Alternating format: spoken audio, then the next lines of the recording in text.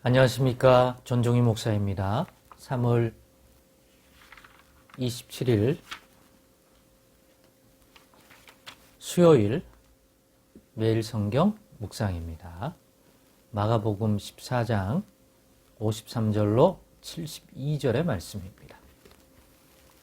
그들이 예수를 끌고 대제사장에게로 가니 대제사장들과 장로들과 서기관들이 다 모이더라.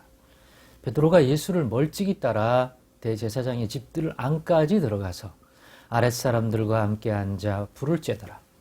대제사장들과 온 공회가 예수를 죽이려고 그를 칠 증거를 찾되 얻지 못하니 이는 예수를 쳐서 거짓 증언하는 자가 많으나 그 증언이 서로 일치하지 못함이라.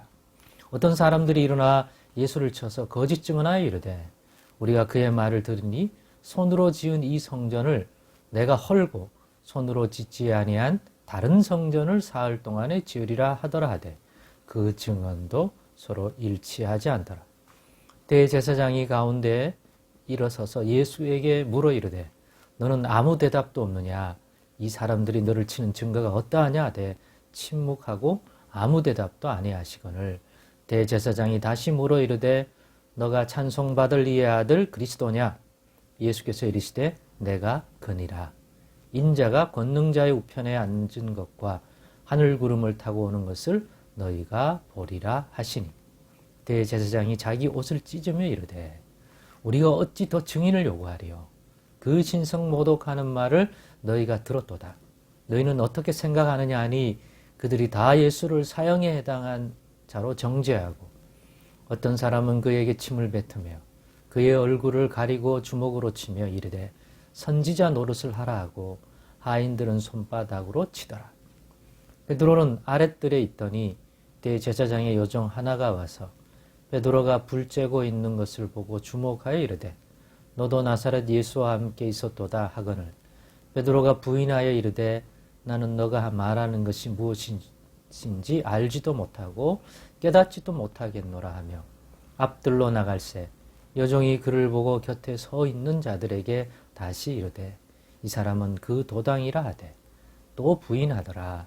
조금 후에 곁에 서 있는 사람들이 다시 베드로에게 말하되 너도 갈릴 사람이니 참으로 그 도당이니라. 그러나 베드로가 저주하며 맹세하되 나는 너희가 말하는 이 사람을 알지 못하노라 하니 닭이 곧 두 번째 울더라. 이에 베드로가 예수께서 자기에게 하신 말씀 곧 닭이 두 번 울기 전에 너가 세 번 나를 부인하리라 하심이 기억되어 그 일을 생각하고 울었더라. 아멘. 네, 오늘은 내가 그니라, 내가 그니라라는 제목으로 묵상 나눔을 갖겠습니다.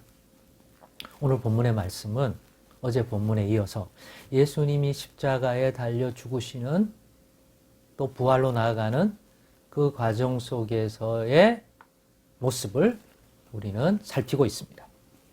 이제 가룟 유다가 예수를 넘기고 대제사장과 서기관과 장로들이 보낸 그 사람들에게 잡히는 모습까지 보았습니다. 그 과정 속에서 예수님의 제자들이 다 예수를 버리고 떠나는 것까지 보았습니다. 그런데 오늘 보면 보니 베드로는 떠나긴 했지만 그래도 미련이 있는지 기대가 있는지 멀찍이 거리감을 두고 예수님의 남은 과정을 살피고 있습니다. 그러면서 어제도 보았지만 결국 힘없는 예수, 멀리서 바라볼 때 십자가를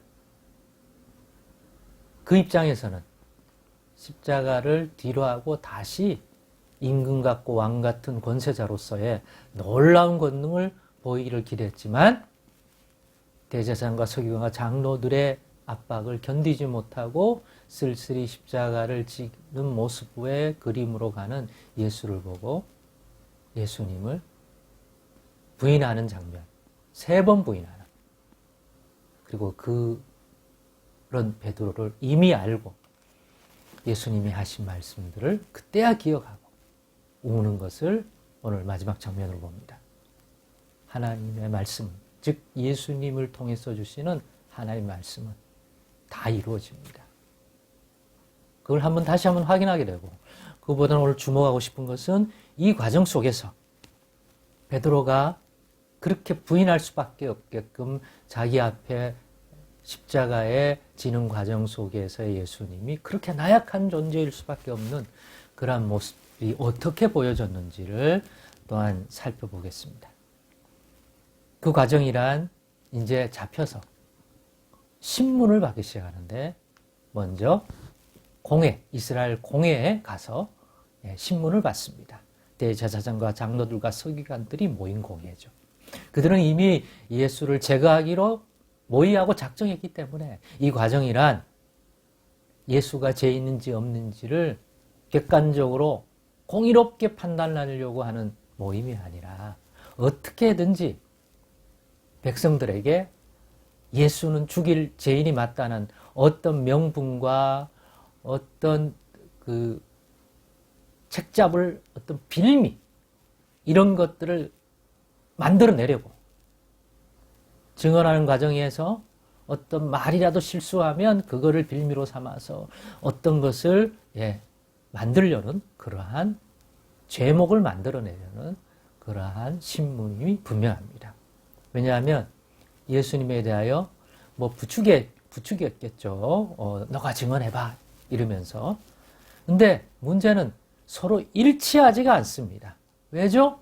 무리한 증언들이고 하지도 않은 것을 몇 가지를 엮어서 마치 한 것처럼 없는 걸 지어내다 보니까 서로 말이 안 맞는 거죠. 과연 이런 일치하지도 않는 증거가 법적 효력이 있을까요? 없는 거 자기도 알 겁니다. 그런데도 억지로 하여튼 만들어내려고 노력 중입니다. 그런데 예수님은 뻔히 알면서 그들이 거짓 증언하고 일치하지 않으면 그걸 근거로 변론하실 수도 있는데 모습을 보니 변론하지 않습니다. 그냥 침묵하십니다. 그런 예수가 대제사장이 볼 때는 이상했는지 왜 말 안 하느냐고 그러면서 거짓 증거를 찾을 수 없으니까 직접 질문을 하게 됩니다. 그게 뭡니까? 너가 하나님의 아들로서 그리스도로 왔다는 거 주장하는 거 맞느냐? 너가 그런 인물을 맞느냐? 라고 하니까 유일하게 이 질문에 대해서만 예수님이 답을 하십니다. 어떻게 해요? 내가 그니라. 내가 그리스도요. 하나님의 아들이다. 선지자들이 말했던 하나님 아버지께서 이스라엘을 건지로 보내실 그 메시아 그리스도 또 하나님의 아들 맞다. 내가 그리라. 그러면서 인자가 권능자의 우편에 앉은 것과 하늘 구름을 타고 오는 것을 너희가 보리라고 또 부연하셨습니다. 그러자 옳다구나. 신성모독이다. 갈릴리 출신의 십자가형을 받아야 할 쓰레기 같은 한 인간에 불과한 자가 자기가 그리스도요? 하나님의 아들이라고 옷을 찢으면서 이제 됐다. 그 입에서 증거를 찾았다 하면서 신성모독죄라고 하는 것들을 걸어서 그러나 거기 모인 많은 사람도 이미 선동되어 있기 때문에 다들 그 정도면 됐다면서 앞에 말은 일치가 안 되니까 자기들도 스스로도 좀 머쓱하니까 그때는 들고 일어나지 못하다가 대제사장이 예수의 입에서 그 말을 빌미로 삼아 부추기니까 이때는 들고 일어나서 저는 사형이다. 그러면서 예수님에게 침을 뱉고 주먹으로 치고 선지자 노릇이나 하지 뭔 자기가 하나님의 아들이고 그리스도라면서 온갖 조롱과 비난을 가하기 시작하고 하인들까지도 예수님을 손바닥으로 치는 등 온갖 모욕과 수치를 줍니다. 그러는 가운데 앞에서도 얘기했듯이 베드로는 그 예수를 보면서 자기는 예수와 상관없는 사람이라고 3번 부인하기는 이러한 분위기죠. 느낄 수 있겠죠, 이 분위기가. 이런 걸 보면서 왜 침묵하셨을까? 첫째는 석방을 위한다면 변론하셔야죠. 일치 안 하니까. 봐라! 너희들 주장이 맞지 않다. 그런데 십자가를 형을 내려놓고 싶은 마음이 없고 그것을 감당하려 한다는 거죠. 그리고 자기가 그것을 대제사장의 질문에 답하면 그것을 명분으로 자신을 정죄하고 십자가형에 처할 줄 알고 계셨기 때문에 오히려 그 질문에는 답을 하신 것으로 봅니다. 이런 걸 보면서 십자가를 지지 않으려고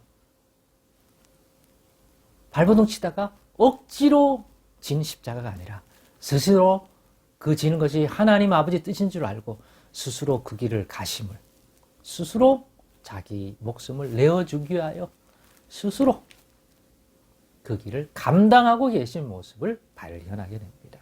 그렇습니다. 예수님의 십자가는 회피하려고 하고 또 마지못해 억지로 짊어지게 된 것이 아니라 오히려 그럴 기회가 있음에도 불구하고 스스로 친히 이 십자가를 받아들이고 계시고 그것을 감당하기 위하여 자기 목숨을 스스로 예수님이 십자가에 내어주는 모습이다. 그것이 예수님이 가신 십자가의 길이다.